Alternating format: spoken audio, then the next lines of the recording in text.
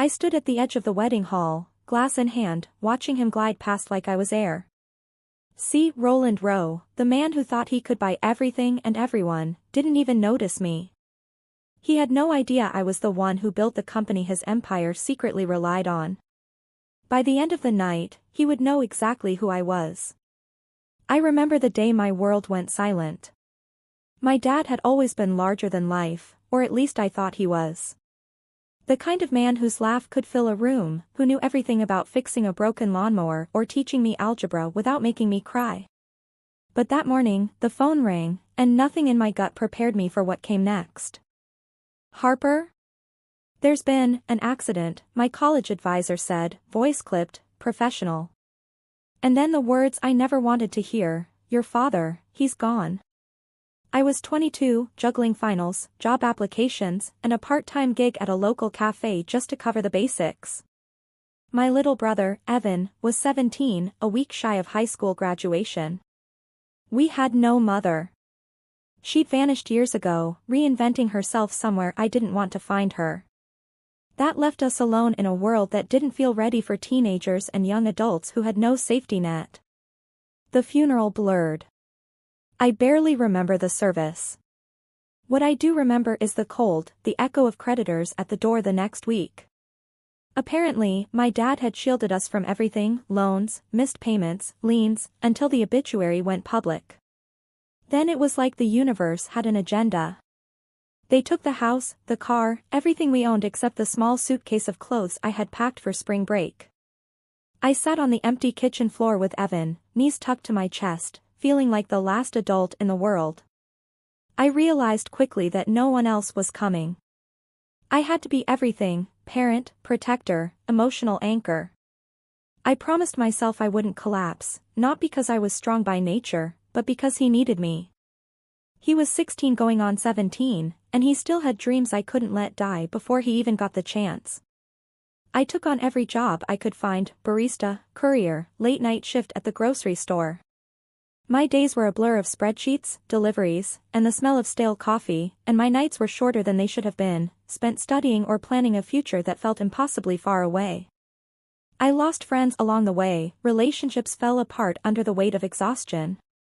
I missed birthdays, holidays, even the occasional lecture, but I refused to let Evan pay the price for our misfortune. Character, they say, is forged in adversity. I didn't need to hear that. I lived it. I built resilience in the quiet hours after midnight when I was alone with a bowl of instant noodles and a laptop, thinking about tuition payments, about rent, about how to keep the lights on for one more week. I learned that fear could be a tool, that pressure could make you sharper, that silence could be both terrifying and empowering. And yet, beneath all of it, a small spark refused to die. I told myself, over and over, that someday we'd rise above this. That someday, I'd be more than just the girl scraping by while the world assumed she was nothing. That someday, I'd show everyone who ignored us that being unseen doesn't mean being weak. After Dad passed, life didn't just get hard, it got relentless. Every morning I woke up with a list of things to do that felt like it could crush me if I paused too long. I'd take Evan to school before my first class, haul boxes at the grocery store during lunch, and rush back to the library for my evening lectures. Sleep became optional, a luxury I couldn't afford. Some nights, I'd come home with my hands trembling from lifting more than I should have, my uniform still damp with sweat, and the apartment would smell of empty rice bags and the faint hint of bleach. Evan would glance up from his homework, too young to understand the full weight of what I was doing, but smart enough to notice the exhaustion in my eyes. He never complained, and neither did I, but I think we both felt it. Money was a constant, gnawing pressure. I learned to stretch every dollar like it had a pulse. 2 eggs and a slice of bread could make a meal. If a bill arrived that I couldn't pay on time, I'd negotiate with the kind of calm desperation only someone who's backed into a corner knows. Late fees piled up, but I paid them one by one, always keeping Evan's tuition first, always keeping the lights on. I lost a lot along the way. Friends drifted out of my life because I couldn't text back fast enough, couldn't show up at their parties, couldn't even answer a simple question without thinking about what I owed someone or what had to be packed for tomorrow's shift. I lost my first real girlfriend too. She was sweet, patient, and tried to understand the chaos of my life, but I didn't have enough of myself to give. I let her go quietly, painfully, because love didn't feel fair when survival came first. But in that chaos, something else happened. I started learning, really learning, how the world worked when nobody was watching. How to manage money, how to balance a schedule that felt impossible, how to negotiate without panic, how to make a little go a long way. And I found online courses, free resources, anything that could sharpen my skills in business, marketing, automation, software systems. While the world assumed I was just another student struggling to survive, I was building a toolbox for my future. Those late nights alone with my laptop became sacred. The hum of the screen, the clatter of keys, the endless tutorials and case studies, they were more than education. They were armor. Every spreadsheet mastered, every automation tool learned, every business insight absorbed was a brick in the foundation I was building without anyone noticing. And quietly, a fire was growing inside me. I told myself, this won't be forever. One day, they'll see what we built out of nothing. Not for revenge, not for applause, not for acknowledgement. But for Evan. For the life he deserved. For the life I promised I would make possible even when the universe had taken everything else. I learned that resilience isn't dramatic. It's quiet. It's showing up every single day, tired and scared, and doing the thing you have to do anyway. And I learned that just because the world doesn't see you doesn't mean you're invisible. It means you're waiting, for the right moment, for the right chance, for the one opportunity where all the work finally pays off. The chance came when I least expected it, as these things usually do. I was pulling a double shift at the cafe, the smell of burnt espresso clinging to my uniform, when I got a message from Jace Morgan, someone I'd known in college, one of the rare friends who remembered me as more than just a hardworking girl struggling to survive. He and a partner were building a small tech platform for automating back-office operations. He needed someone who could handle the chaos of running the back end, pitching clients, and managing the little details no one ever wants to do. He was offering instability, sure, but also a chance to do something real. Something that wasn't just survival. I hesitated for maybe a second, which is saying a lot for someone who had spent years thinking before breathing. But the spark that had been simmering for years, years of late nights and constant grind, flickered to life. I said yes. And just like that, my life split in two. 8 hours in a fluorescent office cubicle, answering emails, managing spreadsheets, keeping my life normal, and then nights, late nights, where I became a creature of coffee, code, and whiteboard sketches. Jace became the face we showed to the world, smiling at investors, at trade shows, at conferences, while I was the one running the machine behind the curtain. We started small. Borrowed laptops, second-hand servers, coffee shop Wi-Fi that never seemed fast enough. Nights bled into mornings, and weekends disappeared. We argued. Sometimes we nearly quit. One of our co-founders walked away after 6 brutal months where everything we touched seemed to fail. But Jace and I stayed. We had no choice but to stay. We had a dream bigger than our exhaustion, bigger than the fear of failing. The first breakthrough came quietly, like most real victories do. A mid-sized company piloted our tool, and we cut their processing time in half. The client bragged about us to 3 others, who bragged to 3 more, and suddenly we were booked, our inbox overflowing with demos and questions. And yet, even with all that momentum, I didn't quit my day job. Stability had become sacred. One misstep, one missed rent check, and Evan would pay for it. I slept less than 4 hours a night, living on adrenaline and caffeine, but every victory, no matter how small, tasted like life. Every time a client said, "This is exactly what we needed," I felt something I hadn't in years, the thrill of creating something meaningful from nothing. From the ashes of our old life, something new was being built, brick by brick, keystroke by keystroke. And through it all, I kept a secret. One day, it would matter. One day, the same people who had assumed I was nothing, who had passed me over, who had never seen me, would have to reckon with the fact that I wasn't invisible. I was formidable. I was relentless. And I wasn't just surviving anymore. I was building an empire of my own making, quietly, invisibly, patiently. It started with a phone call late one Tuesday night. I had just collapsed onto the couch after a 12-hour shift and a grueling evening at the office. Cold leftovers sat on the coffee table, forgotten. Evan's voice on the other end was breathless, excited, but there was something else, something hesitant. "Harper. I have something to tell you," he said, and my stomach flipped. I assumed it was about school, maybe an internship or a project. Then the words landed like a thunderclap, "I'm getting married." I blinked. "You're, what?" "To Damian," he said quickly, like ripping off a bandage. "We've been seeing each other seriously for a while, but I didn't tell you because I wasn't sure how. I wanted to tell you before things moved further." My fork paused midair.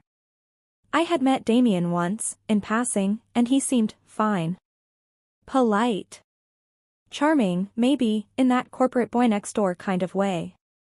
But that was all I knew. I tried to hide my surprise, forced a casual laugh. "Wow. That's huge. Are you okay?"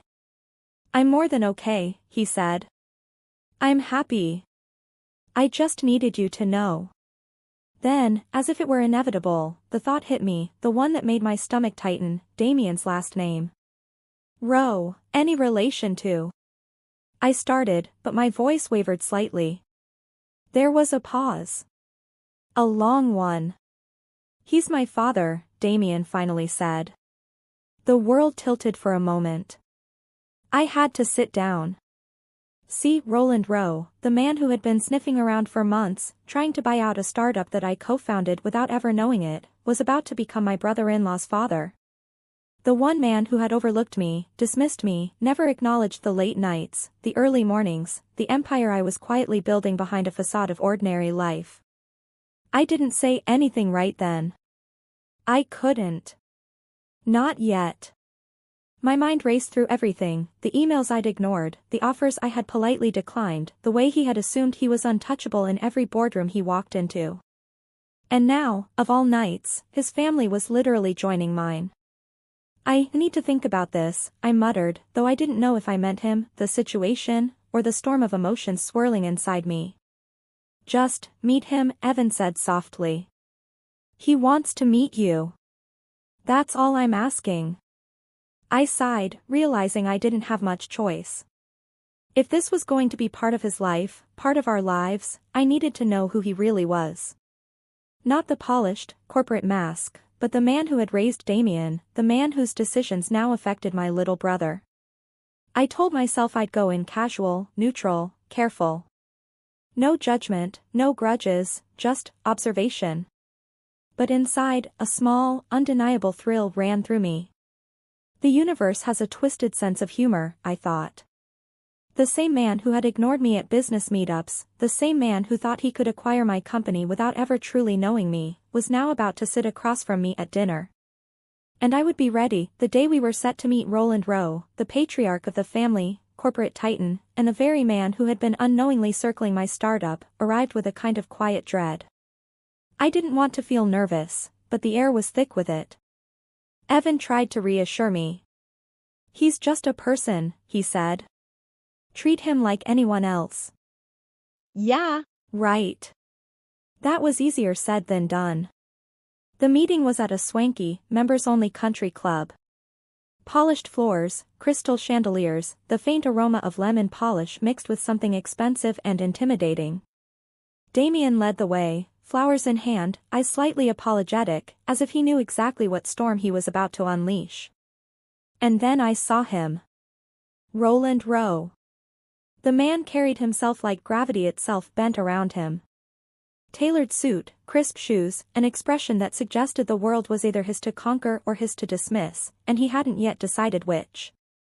He looked me over with a glance so quick it almost seemed dismissive. "Oh, you're Evan's sister," he said, handshake offered half-heartedly, like extending it was a chore. "I assumed our family friend would be here." I smiled politely, hand firm. Inside, something coiled. I wanted to say, "You know me.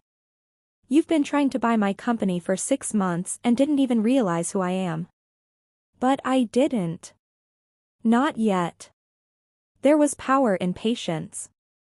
There was power in letting him assume he was untouchable while I quietly weighed the room, the conversation, the moment I would have. He asked the inevitable questions, the polite, probing ones meant to assess pedigree and status. "So, what is it you do again?" His tone carried that subtle sneer of someone who assumes you've never accomplished anything of note. I gave him a neutral answer: "I work in corporate." It was true in a way. I had a steady day job. But it was only part of the truth. He didn't know about the nights spent building a platform that now served hundreds of clients. He didn't know about the countless late nights coding, designing, negotiating, and leading the operations he assumed were beneath me. I noticed the way his eyes flicked briefly to my hands, my posture, the subtle confidence I didn't flaunt but also didn't hide. He wanted to underestimate me. Fine. I let him. There's a unique satisfaction in watching someone who thinks they've sized you up fail to see the foundation beneath your calm exterior. Damian, thankfully, didn't notice the tension. He talked about wedding plans, work, college. Roland nodded politely at first, but his attention always drifted back to me. Like a predator sensing prey it cannot quite name. And that was perfect. I made a mental note: the quiet ones, the people who seem small, are often the most dangerous. Roland hadn't realized yet that the person sitting across from him, the person he casually brushed aside in his mental ledger, was someone who had built something he wanted and couldn't buy without me. That thought alone was enough to steady my nerves. The storm hadn't started yet, but I could smell the electricity in the air. Patience, Harper. Let them underestimate you. Let them dismiss you. The right time to reveal your strength would come soon enough. The wedding day arrived with that surreal, almost cinematic feeling you get when life decides to flip the script. I woke early, brewed coffee, and surveyed the chaos of decorations, table placements, and bridesmaids running around like panic-stricken bees.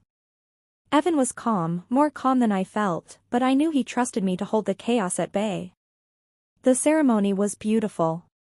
Evan looked grown up, confident, radiant. And Damian? Steady, attentive, clearly in awe of the man he was about to marry. I stayed to the side, blending into the background, letting the attention fall on them. My dress was simple, my hair neat, but I wasn't here to impress anyone. I was here to observe, to protect, and to prepare. Then came the reception.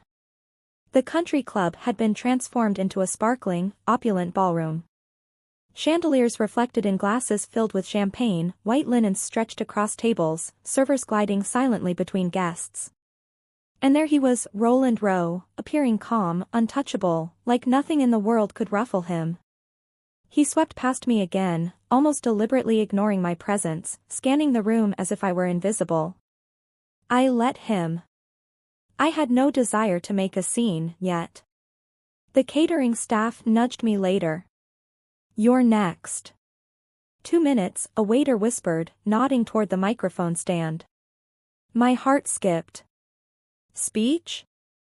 I hadn't planned on it. But some small, undeniable instinct told me this was my moment.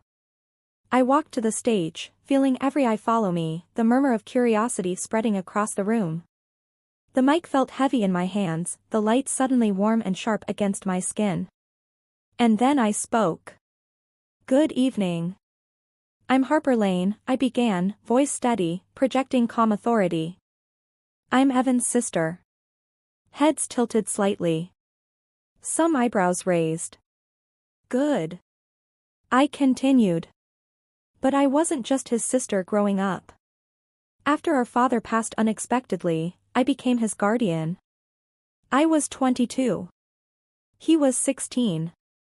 We had no other family. Our mother had long since left. And we survived, every day, every week, every month, because I refused to give up on him. Eyes widened across the room. Evan's face glowed, and even Damian looked slightly stunned. I let the story unfold, the nights spent working, the bills paid on time, the jobs I juggled to keep us afloat. I painted the struggle without dramatizing it. Every word carried quiet strength, not self-pity.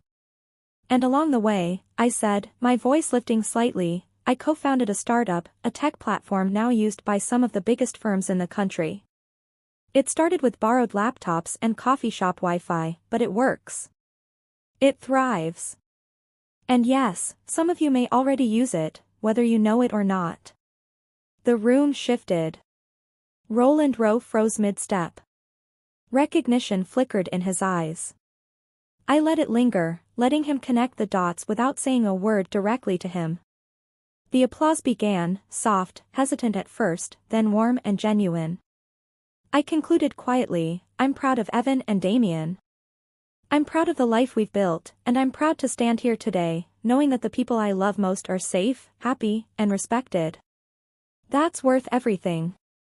I stepped down from the stage, leaving the mic behind, and walked back to my seat. Roland met my gaze briefly, his composed exterior faltering just enough to see the storm he'd underestimated. And for the first time that day, I felt fully seen. Not because he applauded me, but because I had chosen the moment, the stage, the words. I had delivered my subtle, perfect revenge without raising my voice or breaking a sweat. After the applause died down and the room buzzed with chatter, I made my way back to my seat, trying to steady my pulse. That's when I felt it, the unmistakable shadow of someone closing in. Roland Row. He didn't storm toward me, didn't shove his way through the crowd. He moved like a predator accustomed to getting what he wants, calm, measured, precise. Harper Lane, he said, extending his hand. The smile was tight, controlled, almost rehearsed. That was quite a speech. I shook his hand, firm but not eager. I didn't want to give him any false sense of triumph. Thank you, I said simply, letting the words land softly. He studied me, as if trying to reconcile the Harper Lane he had just witnessed with the quiet, overlooked girl he assumed he had seen before. You, co-founded ye, right? I nodded. Yes.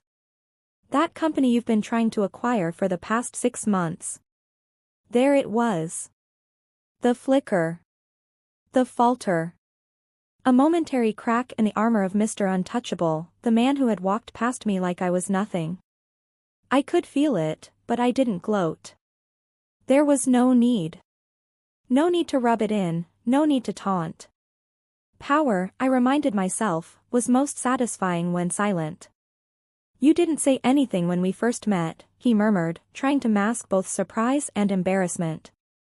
I met his gaze steadily.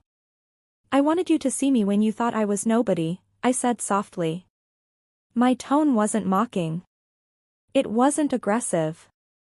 It was truth. And truth hits harder than any insult.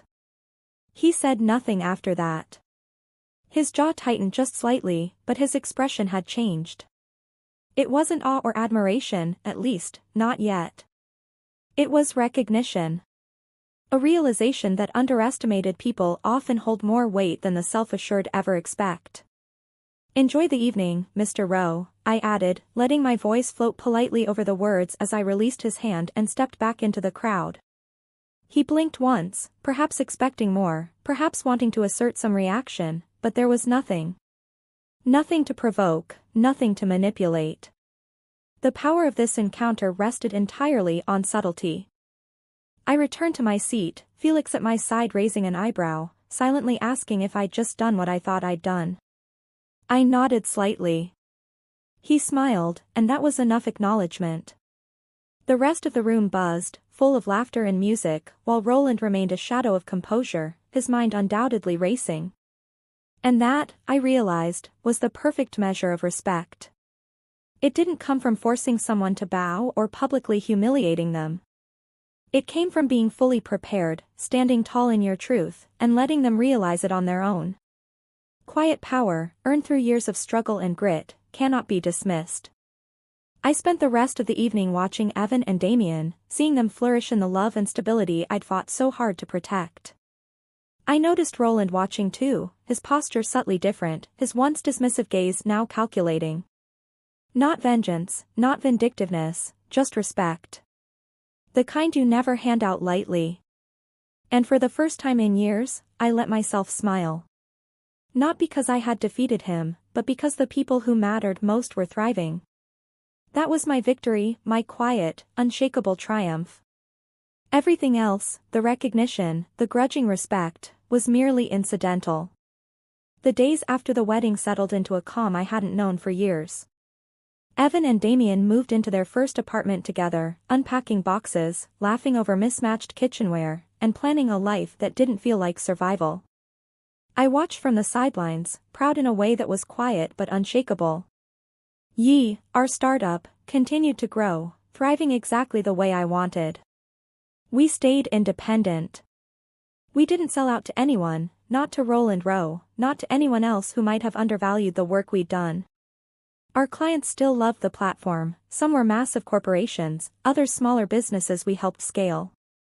And yes, Row Industries still used it. They filed tickets through our portal, we responded efficiently, professionally, never personal, strictly business.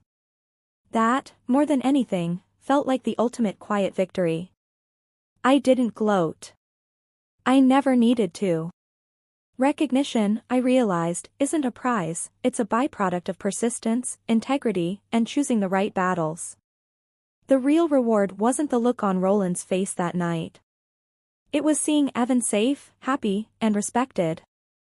It was watching him build his life with Damian, confident in the knowledge that he had someone in his corner who had never wavered, never left him. Life, I learned, doesn't rise on applause.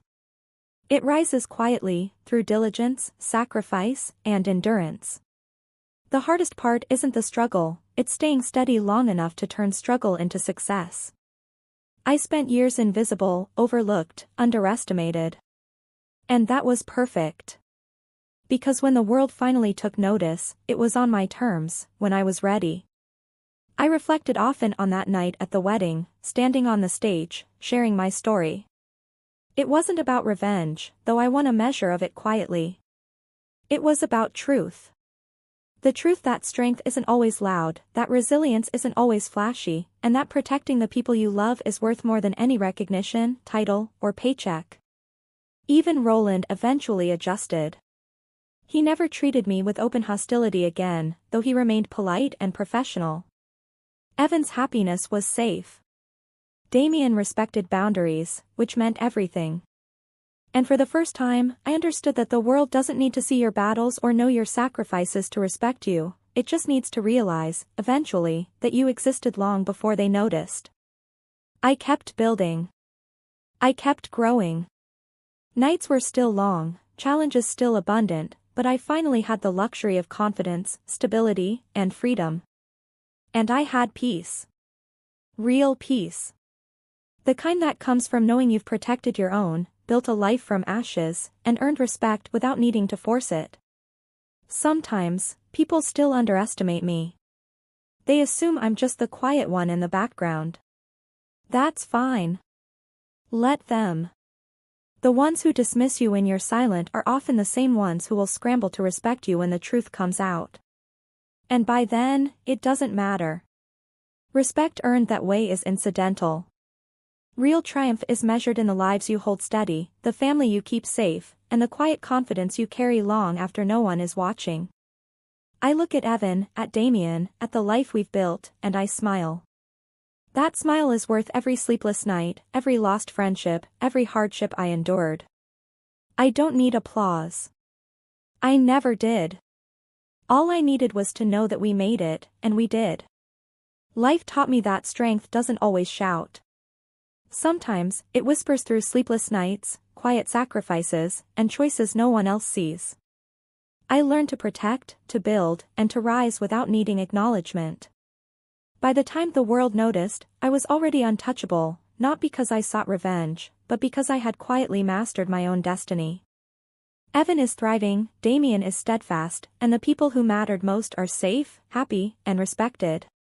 Roland Row learned the hard way that underestimating someone who works unseen carries consequences, but I didn't need his approval, applause, or validation. My victory wasn't public, it was personal. It was my family's peace, our hard-won security, and the satisfaction of knowing that quiet determination will always outlast arrogance. That, more than anything, is my triumph.